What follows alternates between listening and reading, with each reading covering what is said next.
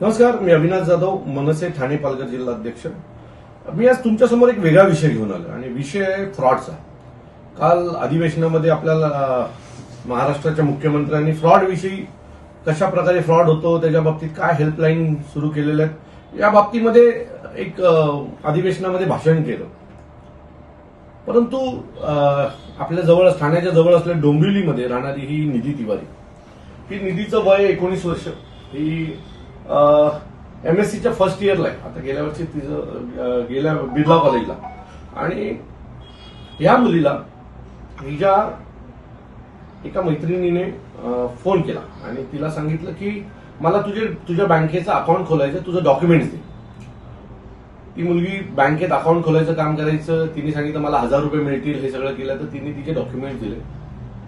पुढे झालं असं की तिच्या नावावर एक नव्हे तर 2-3 अकाउंट वेगवेगळ्या बँकेमध्ये खोलले गेले. आणि ते अकाउंट खोलल्याच्या नंतर या निधीच्या अकाउंटवर एका अकाउंटवर पैसे घेतले गेले 2,60,00,000 रुपये आणि दुसऱ्या अकाउंटला घेतले 10 लाख रुपये. आणि अजून काय अकाउंट खोलले असतील तर तिला माहित नाही. हे तिच्या समोर आले, ते ती आपल्या समोर आणते. बरं, अकाउंट खोलताना मोबाईल नंबर तिचा आहे का? तर तिचा नाही. दुसऱ्या तिराही कोणाचा तरी मोबाईल अकाउंट नंबर घेऊन तिच्या नावाने अकाउंट खोलले गेले. 2,60,00,000चं ट्रान्झॅक्शन तिच्या अकाउंटवर झालं. आणि हे पैसे कोणाकडनं घेतले? तर हे पैसे घेतलेले आहेत, मला वाटतं की महाराष्ट्र सोडून उर्वरित भागात, उत्तराखंडातल्या विविध भागांमधनं लोकांना फसवणूक करून, विविध खोटे आमिष दाखवून, भूलथापा मारून, कोणीतरी जेलला आहे असं दाखवून या सगळ्यांकडनं 2,60,00,000 रुपये हिच्या अकाउंटला घेण्यात आले. आता ही अमाऊंट खूप मोठी असणार आहे. ही 2,60,70,00,000ची अमाऊंट ही हिच्या एकीच्या अकाउंटमध्ये आता आम्हाला दिसते. आणि मला वाटतं 2,60,00,000 रुपये घेतल्याच्या नंतर आता हा माणूस भेटला का, की हे अकाउंट कोणी खोलले होते, ऑपरेट कोणी केले होते? तो हो, हा माणूस देखील सापडला. हा उल्हासनगर मधला एक माणूस आहे. आणि ह्या माणसाने हे सगळे जे झोल आहेत ते या माणसाने केलेले आहेत. ही मुलगी पोलीस स्टेशनला गेली. रितसर पोलिसांना याच्या बाबतीत तक्रार दिली की माझ्या अकाउंटला एवढ्या कोटीचे पैसे आलेले आहेत, माझी ती परिस्थिती नाहीये, हे अकाउंट कसे खोलले गेले हे मला माहित नाही. तिने सगळी तिच्याकडे जी माहिती होती ती डोंबिवलीच्या रामनगर पोलीस स्टेशनला डोंबिवलीच्या ही सगळी माहिती दिली. आता ही मुलगी तक्रार दिल्याच्या नंतर मागच्या 1 महिना झाला पोलीस स्टेशनला राऊंड मारते. 3 महिने झाले पोलीस स्टेशनला राऊंड मारते.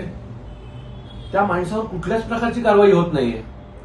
म्हणजे एक मुलगी, तिच्याबरोबर झालेला फ्रॉड हा जर समोर आणत असेल, पोलीस स्टेशनला समोरून जाऊन तक्रार देत असेल, प्रूफ देत असेल, माझ्या अकाउंटला हे एवढे पैसे, तिने स्वतः अनेक बँकांमध्ये जाऊन त्या स्टेटमेंट काढल्या आहेत आणि ते सगळं दिल्याच्या नंतर आता तिला पोलीस सांगतात ते कंप्लेंटर नाही, कंप्लेंटरची गरज आहे. ही मुलगी सांगते माझ्या अकाउंटला खोटे पैसे आलेले आहेत आणि त्याच्यानंतर तुम्हाला जर कंप्लेंटर लागत असेल तर मला असं वाटतं मग कोण येणार आहे पुढे? मग मुख्यमंत्र्यांनी मोठी भाषणं का करावीत अधिवेशनामध्ये?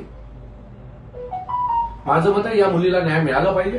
तिच्या अकाउंटला आता उद्या जर काही कंप्लेंट झाली तर ही जेलला जाणार आहे. त्यावेळेला हे पोलीस तिच्या बाजूला उभे राहणार नाहीयेत. मला वाटतं याची खोलवर तपासणी केली पाहिजे. उत्तराखंडामधल्या ज्या नागरिकाची फसवणूक झाली आहे ना, तो माणूस देखील भारतीय आहे, त्याचाही अधिकार आहे. उलट महाराष्ट्र पोलिसांनी यात पुढाकार घेऊन एक खूप मोठा रॅकेट ओपन केला पाहिजे. म्हणजे आरोपी माहिती आहे का? तर आरोपी माहिती आहे. म्हणजे या मुलीला त्या आरोपीचं नाव माहिती आहे. काय नाव आहे त्याचं? जय शकला नावाचा एक व्यक्ती आहे. त्यांनी हा सगळा फ्रॉड केलाय. त्याला पोलिसांनी बोलवलं देखील पोलीस स्टेशनला. पण त्याच्यावर कुठल्याच प्रकारची एवढ्या मोठ्या फ्रॉड नंतर कारवाई होत नाही, चौकशी होत नाही.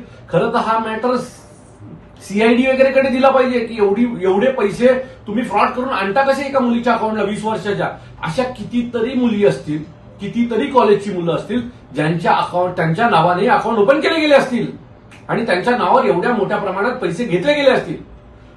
जर पोलिसच हिला मदत करत नसणार तर करायचं काय? मला वाटतं महाराष्ट्राचं अधिवेशन सुरू आहे आणि अधिवेशनातला अतिशय महत्वाचा चर्चेचा विषय हा. मी माझ्या अनेक जे आमदार मित्र आहेत त्यांना देखील आज पत्र पाठवतोय आणि हा विषय चर्चेत घ्यावा अशी मी त्यांना मागणी करतोय. पण मला असं वाटतंय की या विषयात खूप मोठा झालमोल आहे. आता या मुलीबरोबर काय घडलं ती तुम्हाला सांगेल. माझी चांदनी सिंग म्हणून माझ्या वडीलची एक मुलगी आहे. तिने बँकमध्ये स्वतः येते, आरबीएल बँकमध्ये जॉबला. तिच्या वय 35 आता. तिने मला बोललं होतं बँकेचं टार्गेट आहे म्हणून तू ओपन कर. मी दिला माझं सगळं डॉक्युमेंट्स. मी स्वतःच गेली होती अकाउंट ओपन करायला आणि तिने मला बोललं त्या बदल्याने टार्गेटचं जे इन्सेंटिव्ह भेटेल ते तुला दिला. 1-1.5 हजार दिलं पण तिने. त्यानंतर मला काहीच माहित नाही कुठून पैसे आले, कुठं सगळं ऍक्सेस पण घेतलं, चेकबुक एटीएम सगळं तिच्याकडे घेतलं, नंबर पण तिचाच होता. मला काही माहितच नाही पैसे कुठून आला. 3 डिसेंबरला मला हे कळलं. मी रामनगर पोलीस स्टेशनमध्ये जाऊन सगळं गोष्ट सांगितलं. 19 डिसेंबरला त्यांना पकडलं 4 वाजता इथे गणेश मंदिरकडे. त्यानंतर त्यांना रात्री 11:30 पर्यंत सोडून दिला आणि आता बोलतात तू सेफ आहे. पण मी कसं सेफ आहे? त्यांचा जबाब पण उलटसुलट घेतलाय. माझ्यासमोर जे त्यांनी मान्य केला होता आणि जे मला जबाब भेटलाय ते दोन्ही खूप वेगळं आहे. मला असं वाटतं की ह्या प्रकरणाची नीट चौकशी झाली पाहिजे. हा प्रकरण दिसतो तेवढा छोटा नाहीये. ह्यात अशा अनेक कॉलेजची मुलं मुली आज ही समोर यायची हिनी डेअरिंग केली आहे. असे अनेक मुलं मुली असतील की जे जाऊ दे ना बघू नंतर काय होईल. तुम्हाला आणखी एक गोष्ट सांगतो. माझ्या मनसेच्या ठाण्याच्या कार्यालयामध्ये रोज एक महिला येते. तिचा नवरा मागच्या 4 महिन्यापासून जेलला आहे. आता त्या माणसाची चुकी काय तुम्हाला सांगतो. त्या माणसाने त्याच्या एका मित्राला आधार कार्ड पॅन कार्ड दिला आणि त्या माणसाने त्याच्या नावावर 4 फ्रॉड कंपन्या खोलल्या. 4 फ्रॉड कंपनीमध्ये जीएसटीचे 27 करोड रुपये त्याच्या नावावर बाकी आहेत असं दाखवलं. ज्याला राहायचं घर नाहीये अशा व्यक्तीवर 27 करोड रुपयाची जीएसटीचं देणं बाकी आहे असं दाखवलं. ज्याने पैसे खाल्ले, ज्यांनी त्या अकाउंटला ट्रान्झॅक्शन केले ती सगळी लोक गायब आहेत. पण हा गरीब ज्याला स्वतःचं घर नाही, ज्याला 10,000 रुपये पगारावर त्याच ठिकाणी काम करायचं, तो माणूस आज जेलला 4 महिन्यापासून. उद्या या मुलीबरोबर पण तेच होईल, अनेक मुलांबरोबर तेच होईल. माझी महाराष्ट्राच्या मुख्यमंत्र्यांना विनंती आहे की या प्रकरणाची चौकशी झाली पाहिजे. ज्या अधिकाऱ्यांनी यात निष्काळजीपणा केला, यात व्यवहारही झाले, तुम्ही ज्या अधिकाऱ्यांनी यात निष्काळजीपणा केलेला आहे त्या सर्व अधिकाऱ्यांना तात्काळ सस्पेंड केला गेला पाहिजे अशी आमची मागणी आहे. नाही तर या मुलीला घेऊन मी उपोषणाला बसीन, एवढं नक्की. धन्यवाद. माझं नाव निधी तिवारी आहे. मी इथे डोंबिवली ईस्ट मध्ये राहते. माझ्या जोडीला चांदनी सिंग म्हणून माझे ओळखीची मुली आहे. तिने मला टार्गेट बोलून माझ्या बँकचं अकाउंट ओपन केलं होतं. गेल्या 25-30 वर्षापासून माझ्या फॅमिलीची आणि त्यांची ओळख होती, त्यामुळे मला ट्रस्ट होता त्यांच्यावर आणि मी अकाउंट ओपन करून दिलं त्यांना. आणि अकाउंट ओपन केल्यानंतर त्यांनी जे काय म्हणजे ऍक्सेस असते, चेकबुक एटीएम ते सगळं त्यांच्याकडे ठेवलं त्यांनी. आणि 1 वर्ष ते बोलले 1-1.5 महिन्याने बंद होऊन जाणार अकाउंट. पण 1 वर्ष नंतर मला हे कळलं 3 डिसेंबर 2025ला की या बँकमध्ये फ्रॉड केलंय त्यांनी. म्हणजे बाहेरच्या कंप्लेन आहेत. जेव्हा मला हे कळलं मी पोलीस स्टेशनमध्ये इन्फॉर्म सुद्धा केलं. पोलीस स्टेशनने बोललं की तुम्ही एक अर्ज लिहून तिलकनगरमध्ये द्या. मी तिलकनगरमध्ये एक अर्ज लिहून सुद्धा दिलं, पण तिथून 20 दिवस काही रिस्पॉन्स आला नाही. त्यानंतर मी रामनगरमध्ये सांगितलं. माझे ओळखीचे एक म्हणजे धनंजय चव्हाण सर आहे, त्यांना मी सांगितलं. ते बोलले की आपण या पोलीस स्टेशनमध्ये बसूया कंप्लेंट. त्यांनी बसवलं आणि त्यांना पकडलं पण 19 डिसेंबरला जेव्हा त्यांना पकडलं ना, ते जबाब माझ्या समोर घेतलं होता तो वेगळा आहे. जे मला मिळाला जबाब ते खूप वेगळा होता. आणि त्याच दिवशी त्यांना रात्री सोडून दिला आणि बोलतात बाहेर कोणाला सांगू नको याबद्दल. आणि गेल्या 2-3 महिन्यापासून मी कॉलेज पण गेली नाही आणि एक्झाम सुद्धा मला सुटलाय. यापुढे असं कोणाही स्टुडंट जोडीला घडू नये म्हणून माझी मागणी आहे. यांच्यावर FIR लिगली व्हायलाच पाहिजे. माझे 4 अकाउंट ओपन केले होते आणि त्यामध्ये 2 अकाउंटमध्ये त्यांनी फ्रॉड केलंय. एका अकाउंटमध्ये 2,60,00,000चं ट्रान्झॅक्शन केलंय, दुसऱ्या अकाउंटमध्ये 10 लाखची ट्रान्झॅक्शन केली आहे. संबंधित तरुणीने काल तिच्यासोबत तिचे जे काही 4 अकाउंट आहेत त्यामध्ये कसे अफरातफर वगैरे झाली या संदर्भाने तिने डिटेल अर्ज दिलेला आहे. ते अर्जाची आम्ही चौकशी करीत आहोत आणि चौकशी अंती कायदेशीर कारवाई करीत आहोत. संबंधित तरुणीने पूर्वी दिलेल्या अर्जावर कायदेशीर कारवाई करण्यात आलेली आहे. त्यामध्ये मानहानीबद्दल आणि धमकी दिल्याबद्दलचा अर्ज दिलेला होता. त्या संदर्भाने कायदेशीर कारवाई करण्यात आलेली आहे. त्यापूर्वी दिलेली होती का आत्ता तिने दिली का?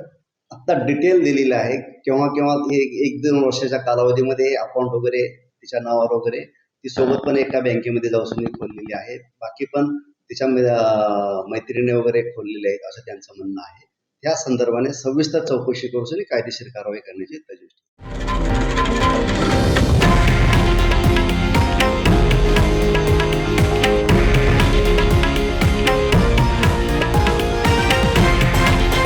हे आहे देशातील नंबर 1 न्यूज नेटवर्क आणि आपण पाहत आहात TV9 मराठी, एकमेव